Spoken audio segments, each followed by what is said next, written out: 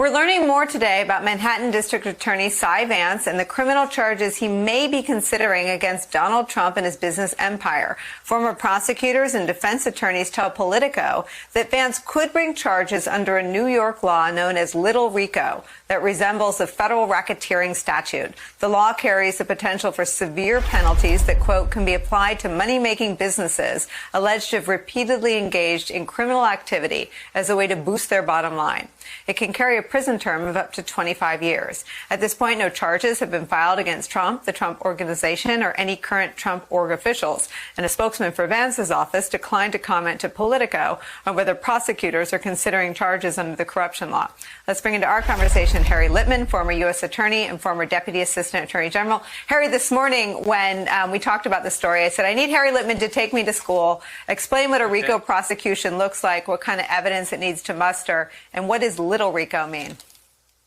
Okay, Little RICO just means it's New York's version of Big RICO, which is the feds. What's it look like? It looks like the focus is really the enterprise, that the Trump Organization is sort of rotten to its core. If you hear the sort of accounts of Jennifer Weisselberg, Michael Cohen, Mary Trump, they all say it's not just Trump isolated crimes. It's not just Weisselberg. It was a way of doing business, an MO that was corrupt. That's how they did things there, and that makes for a corrupt enterprise, and that's why they're considering it, which, by the way, would be no surprise to anyone who knows the New York law.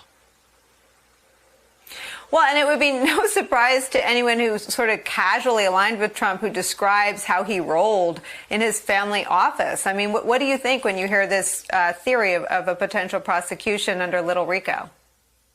I think, yep, this is what we've heard. This is the way he does things. It's not isolated crimes. RICO is about, Little RICO, the sort of taking over of a regular business and making it dirty. It could be the mafia, but they've done it for construction companies or unions, and that's the account we've heard from insiders of the Trump Organization. They took this regular business and made a way of doing business of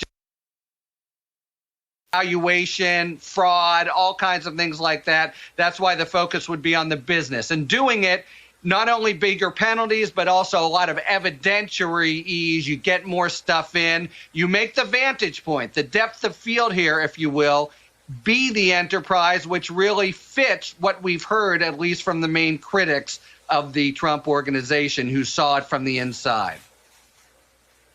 And would it include, or could it ensnare Donald Trump himself, Harry? It could, but it needn't. So it has to be pretty high up, but Weisselberg is high enough. Theoretically, you could have this prosecution with only Weisselberg, but yes, it naturally follows. It's the same kind of pressure on Trump. It's just with a bigger frame and the possibility of higher penalties and more evidence. So it wouldn't have to go to Trump. It would be enough, but it easily could. And of course, that's what everyone's told us, the Michael Cohens, the Jennifer Weisselbergs, the Mary Trump. It all does go to Trump. He's the very continuity of purpose that's the legal term that they look for. And we've certainly heard him described as involved in all the minutiae. Harry Litman, it's an unbelievable turn of events if that's where this is heading. Thank you for spending some time with us to make us smarter about it.